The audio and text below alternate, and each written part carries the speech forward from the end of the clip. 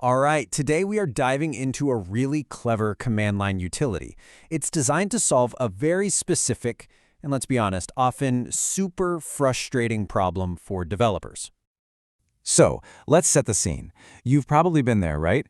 You're working on something really low level, maybe a device driver, or you're trying to reverse engineer some weird file format. You need to jump to a very specific byte, read just a few bytes, then hop over to a totally different spot and write something new.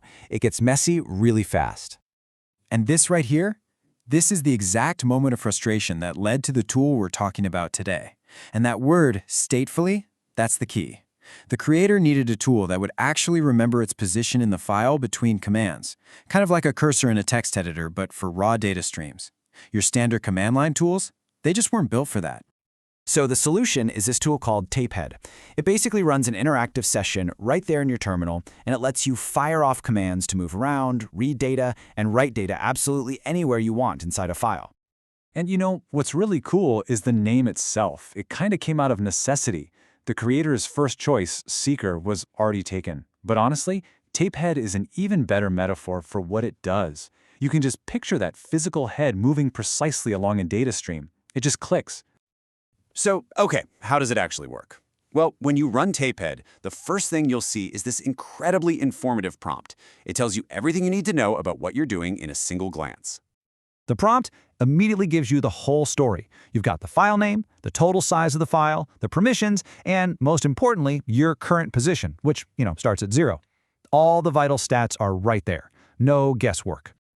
The tool is pretty smart too. When it opens the file, it automatically checks if it's readable, writable, or both, and it just shows you right there. It's a really neat time-saving feature that keeps you from accidentally trying to write to a read-only file. And get this, the prompt is dynamic. After you run a command, it updates to confirm exactly how many bytes you just read or wrote. That little in and out feedback is absolutely crucial for debugging because it gives you instant confirmation that your command did exactly what you thought it would.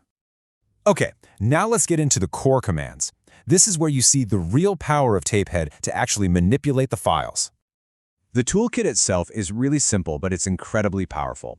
You've got commands for reading and writing, both for plain text and for raw bytes. You have the all-important seek command to move your position around. And of course, you've got your help and quit commands.